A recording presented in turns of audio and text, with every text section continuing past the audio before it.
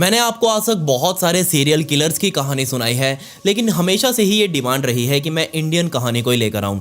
और इंडियंस कहानी में मैं जब जाता हूँ तो मुझे बहुत सारी सिमिलैरिटीज़ ही मिलती हैं हर एक केस के अंदर, और जो केस बहुत ज़्यादा उछलता है वो आपने सब सुना ही होता है, तो मैं उसके अंदर नया क्या बताऊँ।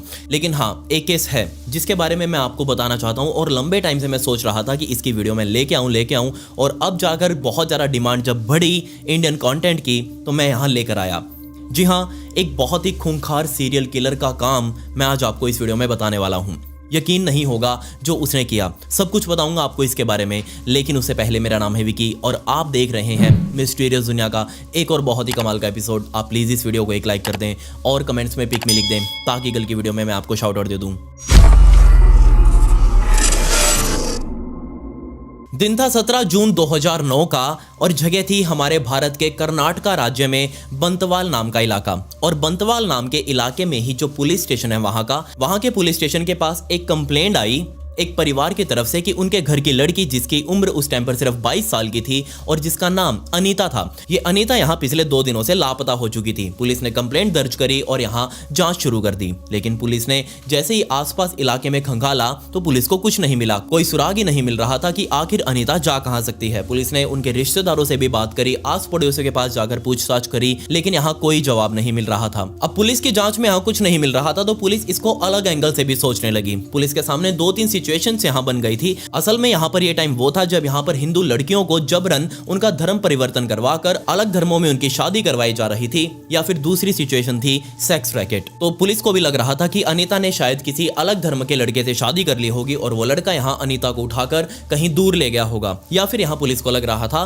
कि अनीता गलत हाथों में लग गई होगी और उसको मजबूरन सेक्स रैकेट जैसे गलत कामों में फंसा दिया गया होगा, उसको खरीद कर किसी और के हाथों बेच दिया गया होगा। पुलिस ने यहाँ इन दोनों एंगल से भी जांच कर ली, लेकिन पुलिस को कोई सुराग ही नहीं मिल रहा था कि आखिर अनीता गई कहां पर। अब यहां पर क्योंकि एक लड़की ऐसे गायब हुई थी, जवान उम्र की लड़की थी, तो ऑब्वियसली यहां जो आसपास के लोग थे उनके अंदर गुस्सा फूट पड़ा। उन्होंने सीधे जाकर पुलिस चौकी के ऊपर धरना दे दिया और दबाव बनाने लगे पुलिस वालों के ऊपर कि इस केस की जांच वो अच्छे से करे और अनीता का कोई सुराग लेकर आए। इसी गुस्से को देखते हुए बंतवाल पुलिस स्टेशन ने पूरे कर्नाटका की पुलिस को अलर्ट पर डाल दिया और यहां अनीता की फोटोज को हर एक पुलिस स्टेशन के अंदर डिस्ट्रीब्यूट किया गया, सिर्फ इसलिए अगर किसी को भी अनीता दिखे तो तुरंत यहां बंतवाल पुलिस स्टेशन में उसकी खबर पहुंचाई जाए। 18 जून 2009 का दिन आ चुका था और अब तक यहां 48 घंटे बीत चुके थे पुलिस को उस कंप्लेंट को रिसीव किए हुए जिसमें अनीता गुम हुई दिखाई गई थी। अब 48 घंटों तक पुलिस के हाथों कुछ नहीं लगा था, लेकिन 18 जून 2009 के दिन पुलिस के पास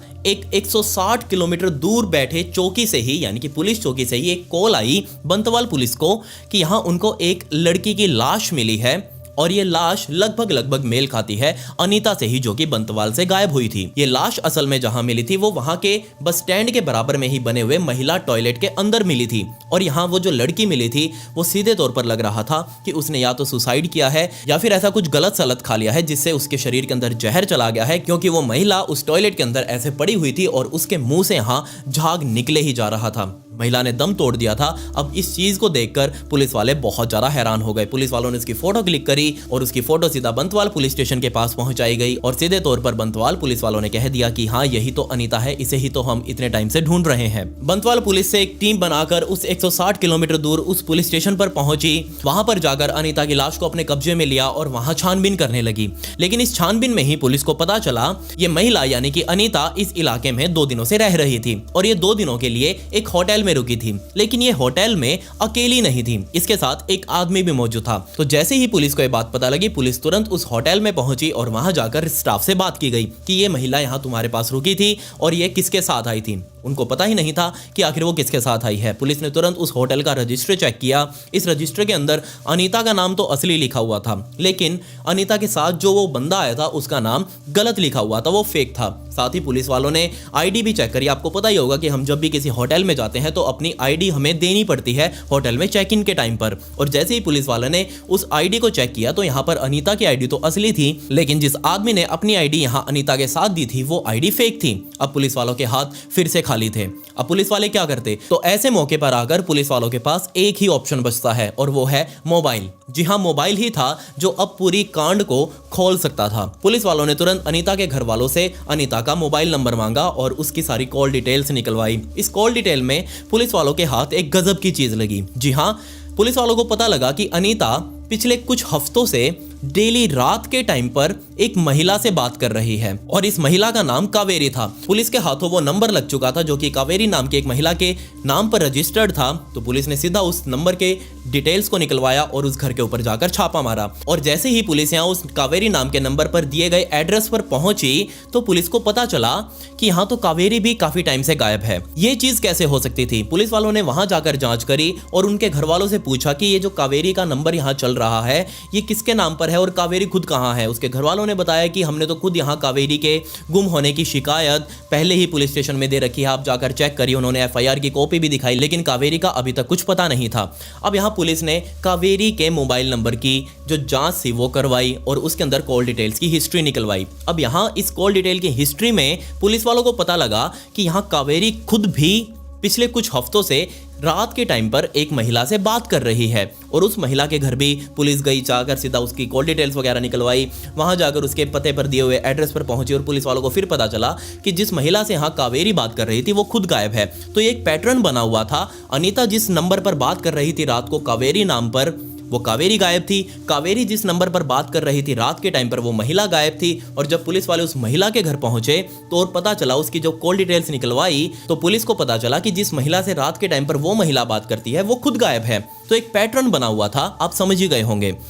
ये चीज़ देखते ही पुलिस वाले समझ गए कि ये जो चीज़ वो हैंडल कर रहे हैं ये बहुत ज़्यादा मिस्टीरियस है, ये बहुत ज़्यादा सस्पिशियस है। पुलिस वालों ने एक हाई लेवल मीटिंग बैठाई और इस मीटिंग में सभी अपने अपने विचार प्रकट कर रहे थे और एंड में जाकर ये सहमति बनी कि जरूर ये जो महिलाएं गायब हो रही हैं इनका लेना देना जरूर किसी सेक्स रैकेट से होगा। हो सकता है इनको बहला फुसला कर किसी ने अपने पास बुलाया हो और एंड में ले जाकर कहीं रेड लाइट एरिया में इन्हें बेच दिया होगा और बाद में वो दलाल इनको वापस आने नहीं दे रहे, इसलिए तो यहाँ से महिलाएं गायब होती जा रही हैं। बट यहाँ पर पुलिस ने एक और बहुत ही गजब का काम किया। अब हम नहीं कहेंगे कि पुलिस वाले, हमारे यहाँ के पुलिस वाले नशों के शौकीन नहीं हैं, और यहाँ उन्होंने बहुत ही कमेंडेबल काम किया। जी हाँ, उन्होंने ये जो सिम जिस फोन के अंदर चल रहे थे उस फोन के IMEI नंबर का पता लगा लिया।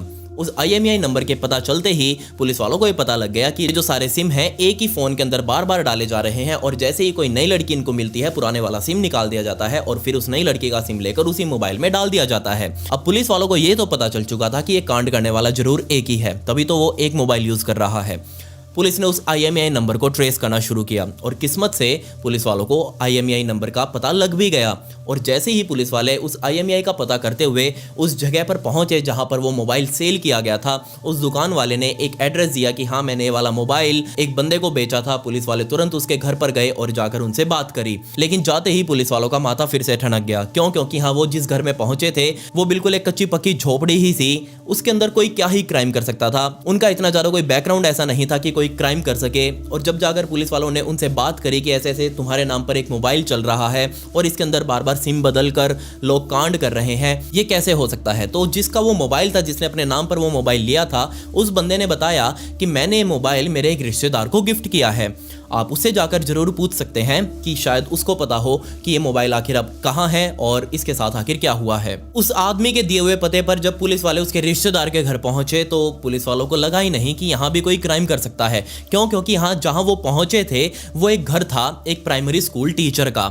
जब जाकर उस टीचर से बात की गई कि आपके नाम पर ये मोबाइल ऐसे ऐसे चल रहा है और ऐसे ऐसे इसमें कांड हो रहे हैं, आप इसके बारे में हमें कुछ बताइए। पुलिस वालों को उसके ऊपर कोई शक ही नहीं था, लग ही नहीं रहा था कि वो बंदा खुद कुछ क्राइम कर सकता है। उसने अपना नाम मोहन कुमार बताया और जब पुलिस ने यहाँ उसके साथ थोड़ी सी सख्ती बरती तब वो टूट गया और उसने यहाँ पुलिस वालों के आगे एक बहुत ही ज़्यादा ग्रुसम और पूरे देश का दिल दहला देने वाली ऐसी कहानी रखी जिसको सुनकर किसी ने भी विश्वास नहीं किया। जी हाँ, एक प्राइमरी स्कूल टीचर जिसका घर बार कोई ज़्यादा बड़ा नहीं था, वो थोड़े बहुत कमा रहा था, थोड़े बहुत बचा रहा था, थोड़ा बहुत का खा रहा था, अपने परिवार का मुश्किल से पेट भर रहा था और ऐसा व्यक्ति कोई क्या ही क्राइम कर सकता था। पुलिस वालों ने जब इस बंदे से इसकी कहानी सुनी तो इसका नाम मोहन कुमार बदलकर मोहन साइनाइड रख दिया गया। साइनाइड किस लिए, इसका पता आपको आगे चलेगा। जहां पूरे कर्नाटका की पुलिस अभी तक इस कांड को, इस केस को एक सेक्स ट्रैफिकिंग केस का एंगल दे रही थी, बल्कि यहां तो वो एक सीरियल किलर से डील कर रहे थे। जी हां, मोहन कुमार उर्फ मोहन साइनाइड ने सन 2004 से लेकर सन 2009 के बीच में 20 से भी ज्यादा महिलाओं की जान ली थी। अब मैं आपको इसकी थोड़ी डिटेल में जाकर बताता हूं कि आखिर ये सब काम करता कैसे था और इसने क्या क्या कुछ किया था। अब 20 की 20 डिटेल्स के बारे में तो मैं आपको बताने लग गया तो ये वीडियो नहीं बल्कि एक मूवी बन जाएगी।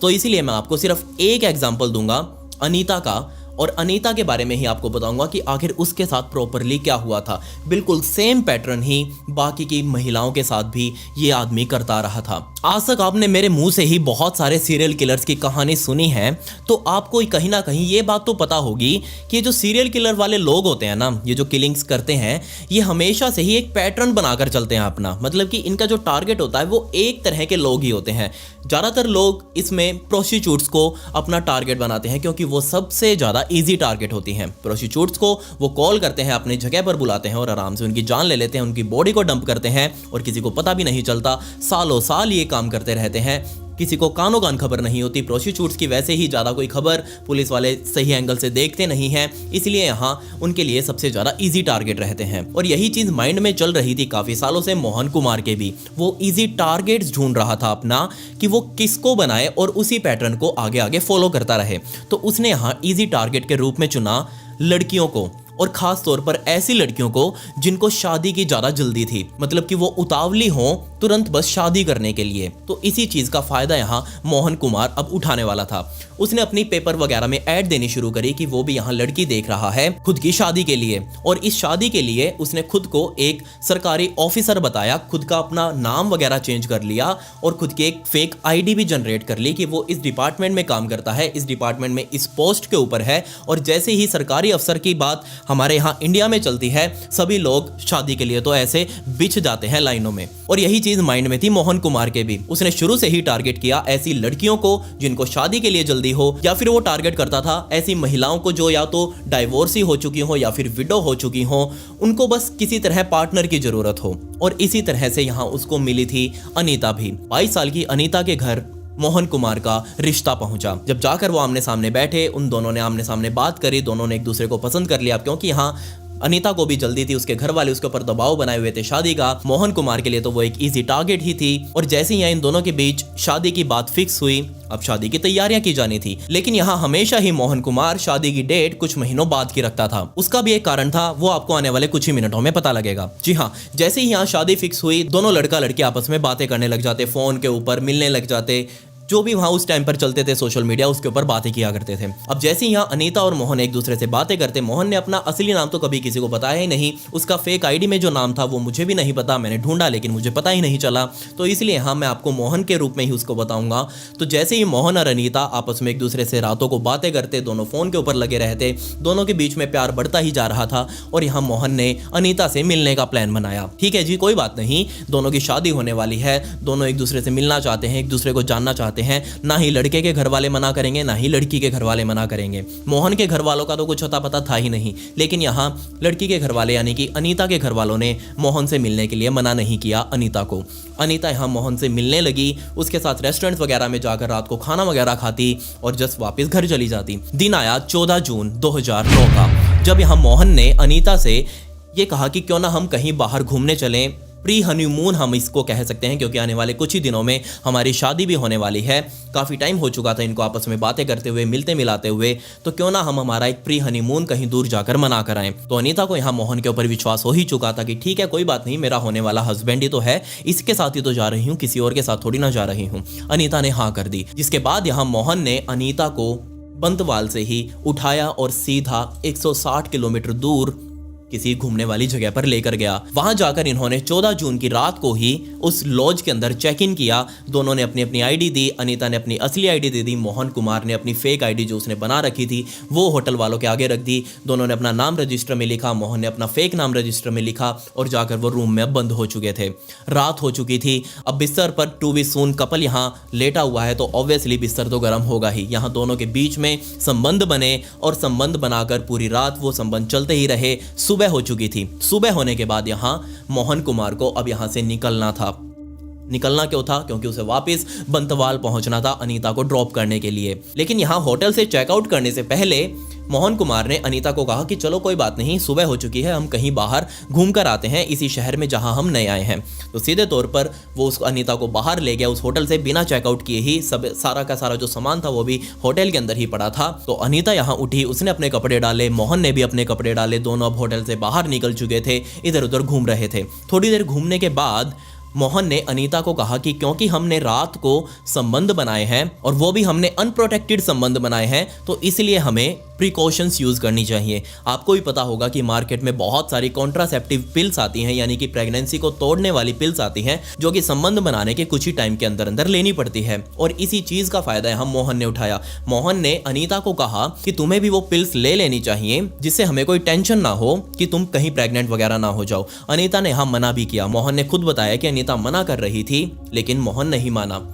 मोहन ने उसके ऊपर दबाव बनाया और कहा कि रुको, मैं यहाँ पास ही की फार्मेसी की दुकान से जाकर वो दवाई लेकर आता हूँ। मोहन वहाँ दुकान में गया, लेकिन वहाँ से दवाई उसने ली ही नहीं। क्यों? क्योंकि यहाँ दवाई तो उसकी जेब में पहले से ही थी। मोहन ने सीधा जाकर अपनी जेब से एक पत्ता निकाला और उसके अंदर से गोली निकालकर वो गोली सीधा अनीता को दे दी। अनीता को पता ही नहीं था कि वो गोली असल में है किस चीज़ की। अनीता ने बिना सोचे समझे वो गोली ले ली और मोहन ने कहा कि जो बस स्टैंड के बराबर में जो पब्लिक टॉयलेट बना हुआ है महिलाओं का, तुम इसके अंदर जाकर पानी के साथ ये गोली ले लो और तुरंत बाहर आ जाओ, मैं बाहर ही खड़ा हूँ।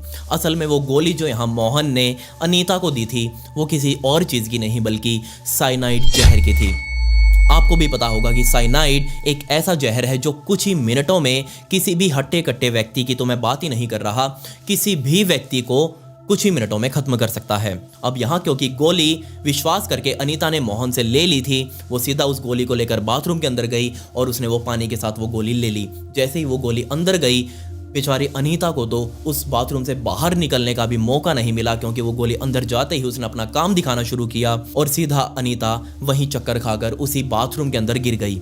जैसे ही यहाँ गिरी, जहर ने अपना काम दिखाना शुरू किया, उसके मुंह से झाग वगैरह निकले और सीधा यहाँ अनीता दम तोड़कर जा चुकी थी। मोहन को पता था कि ये जो गोली है वो 5 से 7 मिनटों में ही किसी भी व्यक्ति का काम खत्म कर देगी। अगर 5-7 मिनटों में अनीता इस बाथरूम से बाहर नहीं आई, मतलब उसका काम हो चुका है। 5-7 मिनटों तक मोहन ने उस बाथरूम के बाहर खड़े होकर वेट किया अनीता का, लेकिन अनीता नहीं आई। वो बिना देखे ही वहां से निकल गया, सीधा उस होटल में जा पहुंचा। होटल में अपना जो सारा सामान था, खुद का सामान और अनीता का सामान, अनीता की कुछ ज्वेलरी थी जो कि रात को उन्होंने संबंध बनाते हुए निकाल दी थी, क्योंकि उन्हें डर था कि इस काम को करते हुए कहीं उनकी ज्वेलरी वगैरह, चैन वगैरह टूट ना जाए। उन्होंने वो चैन निकाल कर साइड में रखी हुई थी। मोहन ने वो चैन वगैरह उठाई, सारी ज्वेलरी उठाई, बैग पैक किया और सीधा बाहर काउंटर पर चेकआउट करते हुए होटल से निकल गया। होटल से निकलकर वो सीधा बंतवाल आ पहुंचा और वहां आकर नॉर्मली अपनी जिंदगी जीने लगा। ये काम वो पिछले तकरीबन 5 से भी ज्यादा सालों से करता रहा था। ये काम मैंने आपको सिर्फ अनीता और मोहन का बताया, लेकिन यहाँ मोहन इस काम में पूरा प्रो हो चुका था।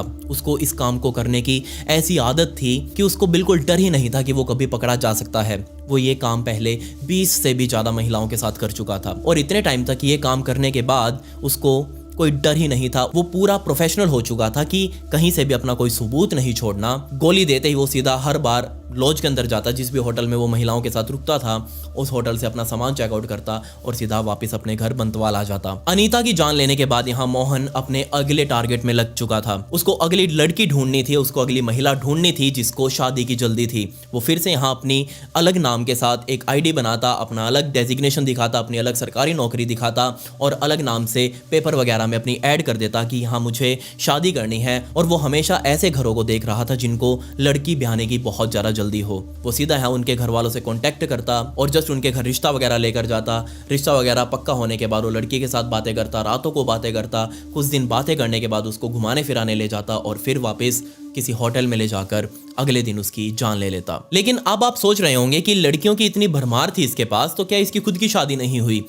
ऐसा नहीं है। यहाँ मोहन बहुत रंगीन मिजाज का आदमी है। उसकी पहले शादी हुई एक कैथलिक महिला से, लेकिन वो शादी नहीं चली, वो जल्दी ही टूट गई। और उसके बाद भी यहाँ मोहन ने 2-2 शादियां करी, 2-2 शादियां, 2-2 बीवियां वो अलग से चला रहा था और दोनों से ही उसको बच्चे भी थे।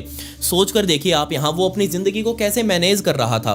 2 शादियां हैं, 2 बीवियां हैं और दोनों बीवियों को पता ही नहीं कि यहाँ मोहन की एक और बीवी भी है। उसने यहाँ हफ्ते के दिन डिसाइड किए हुए थे कि 2 दिन इसके साथ, 2 दिन उसके साथ और बाकी के जो दिन बचेंगे वो दिन वो अपने शिकार किए हुए लड़कियों के साथ बिताएगा। जी हाँ, आपने बिल्कुल सही सोचा। वो जैसे ही अपनी असली पत्नियों के पास जाता, उनको कह देता कि 3 दिन मैं रुकूंगा यहाँ तुम्हारे पास और उसके बाद मुझे अपने काम के सिलसिले से बाहर जाना है। काम के सिलसिले का नाम लेकर वो सीधा अपनी दूसरी पत्नी के पास चला जाता और वहां उसके साथ 1-2 दिन बिताता। 1-2 दिन बिताने के बाद वो वापस उसको कह देता कि मुझे काम के सिलसिले से बाहर जाना है। वो घर से बाहर निकलता और अपने शिकार की हुई लड़कियों के पास जाता, उनके लिए रिश्ते वगैरह लेकर जाता और जस्ट रिश्ते वगैरह के बहाने उनकी जान ही ले लिया करता था। पुलिस ने जब इस मोहन की हिस्ट्री को खंगाला तो पुलिस को पता चला कि 1964 में यहाँ उसका जन्म हुआ था और 1984 तक आते आते वो ग्रेजुएट होकर एक प्राइमरी स्कूल में टीचर भी बन चुका था। पुलिस ने उसके आस पड़ोसियों से बात करी तो यहाँ उसके पड़ोसियों ने बताया कि आपने जनाब शायद किसी गलत व्यक्ति को उठा लिया है। क्योंकि यहाँ वो तो बहुत ही ज़्यादा दयालु व्यक्ति है, वो हमेशा हमारी हेल्प करता है, हमेशा हमसे हंस के बोलता है, हमेशा हमारे काम भी कर देता है, कभी किसी को मना नहीं करता किसी की भी हेल्प करने से। हो सकता है आपको कोई गलत फहमी हुई हो, आपने एक गलत टीचर को उठा लिया है। ये टीचर तो हमेशा से ही लोगों का भला करना चाहता रहा है। ये भला कर रहा था 20 से भी ज्यादा लड़कियों की जान लेकर। ये पूरी कहानी तो आपने सुन ली, लेकिन इस कहानी को सुनने के बाद आपके माइंड में एक सवाल जरूर आ रहा होगा कि इस व्यक्ति को, इस जल्लाद को साइनाइड के बारे में कैसे पता चला। तो असल में इसके पीछे भी एक कहानी है। मोहन ने खुद बताया कि यहाँ उसका एक दोस्त था जो सुनार का काम किया करता था। उसकी यहाँ सोने चांदी की दुकान थी, ज्वेलरी की शॉप थी। तो जैसे ही वो अपने दोस्त के पास जाकर बैठता, काफ़ी दिनों तक आना जाना लगा ही रहता है, आपको पता है दोस्तों में। तो जैसे ही वो अपने दोस्त की दुकान पर जाता, वो देखता कि उसका दोस्त कर क्या रहा है। तो उसके दोस्त ने एक बार खुद से ही बताया कि जो पाउडर साइड में पड़ा हुआ है ना, छोटी सी इस कटोरी के अंदर, इस पाउडर की वजह से यहाँ सामने आवारा पशु हमारी गलियों में घूमते ही रहते हैं, आपको भी पता ही होगा। तो वो कचरा वगैरह खाते हैं। तो उस सुनार ने ही बताया उस मोहन को कि इस पाउडर की वजह से गलती से पाउडर एक बार उसका उस कूड़े में चला गया था और जैसे ही लावारिस पशुओं ने इस कूड़े के अंदर अपना मुंह मारा, 8 पशुओं की ऑन द स्पॉट कुछ ही मिनटों में मौत हो चुकी थी। जैसे ये बात सुनार को पता लगी, सुनार ने तो अपनी ये बात किसी को भी नहीं बताई कि ये उसकी वजह से मरी है या फिर उसका जो साइनाइड है वो गलती से उस कूड़े के अंदर चला गया था। सुनार ने उसे बताया कि जो साइनाइड है ना, ये किसी भी व्यक्ति को, किसी भी जानवर को, किसी भी जिंदा जीव को कुछ ही मिनटों में ख़त्म कर सकता है।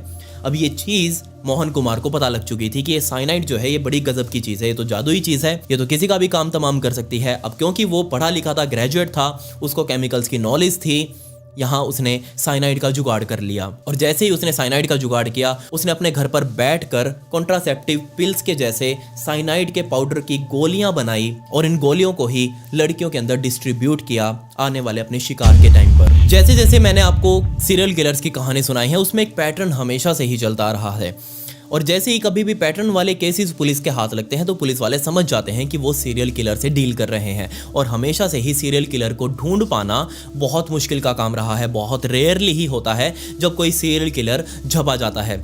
आप सबसे infamous case Jack the Ripper के बारे में ही ले लीजिए। आज उसको 150 से भी ज़्यादा साल बीत चुके हैं। 5-6 प्रोस्टिट्यूट्स की जान उसने ली थी, लेकिन आज तक पता नहीं चल पाया कि लंदन की सड़कों पर आखिर उस टाइम पर तकरीबन 150 साल पहले वो व्यक्ति कौन था जो 5-6 लड़कियों की जान इतनी बेरहमी तरीके से ले गया। आज तक उसके बारे में कोई पता नहीं लगा पाया। खैर, यहाँ मोहन कुमार आज भी भारत की ही जेल में बंद है। उसको अभी भी सजा का ऐलान होता ही आ रहा है। ये मोहन कुमार कितना स्मार्ट है, ये कितना इंटेलिजेंट है, इसका अंदाजा आप यहीं से लगा लीजिए कि उसने अपने केसेस को लड़ने के लिए कोई वकील ही हायर नहीं किया आज तक। जी हाँ, उसने कोई खर्चा नहीं किया वकीलों की फीस के ऊपर। क्यों? क्योंकि वो कह रहा है कि वो अपने केसेस खुद लड़ेगा। लेकिन क्योंकि उसके खिलाफ काफ़ी सारे सबूत मौजूद हैं, उसकी खुद की कन्फेशन रिकॉर्डेड है, इसलिए यहाँ उसको कई केसेस में तो, कई मर्डर के केसेस में तो लाइफ सेंटेंस मिल चुकी है, मतलब कि उम्र कैद। बाहर आने का तो कोई सवाल ही नहीं है। और कुछ बाकी केसेस में यहाँ उसको सज़ा मिलनी अभी बाकी है। वो आज भी यहाँ कर्नाटका की ही जेल में बंद है। सोच कर देखिए, यहाँ एक प्राइमरी स्कूल टीचर जिसके ऊपर हम बहुत ज़्यादा विश्वास करते हैं। हमेशा से ही हमारे समाज में एक टीचर की अलग ही रेपुटेशन रही है। हम किसी टीचर को देखते ही हमेशा से ही ये सोचते हैं कि ये बंदा हमारे समाज को ज़रूर बदलेगा, ये हमारे आने वाले भविष्य को चेंज करेगा। लेकिन यहाँ चेंज तो हुआ, समाज तो बदला, लेकिन वो एक सीरियल किलर की कहानी के रूप में सामने आया। आपको इस घटना के बारे में क्या कहना है और क्या आपने इस घटना को पहले सुना हुआ था? अगर हाँ तो कमेंट्स में मुझे नीचे जरूर बताएं, और अगर आप इसके बारे में कुछ और जानते हैं तो वो भी डिस्कस करें। साथ ही अगर आपको मुझसे बात करनी हो या फिर इसी तरह की कहानियां छोटे फॉर्मेट में देखनी हो तो मेरी इंस्टाग्राम का लिंक आपको डिस्क्रिप्शन में मिल जाएगा। साथ ही मेरी इंस्टाग्राम आईडी है, इस पर आकर आप मुझे फॉलो कर सकते हैं। यहाँ मैं छोटी छोटी रील्स डालता हूँ इसी तरह स्टोरीज की, तो आपके हाथ से वो फॉलो बटन जरूर क्लिक हो जाना चाहिए। खैर, पिछली वीडियो का shout out the last king Naga को and comment pick me to get a shout out in next video. मिलते हैं अगली वीडियो में। ये वीडियो देखने के लिए धन्यवाद।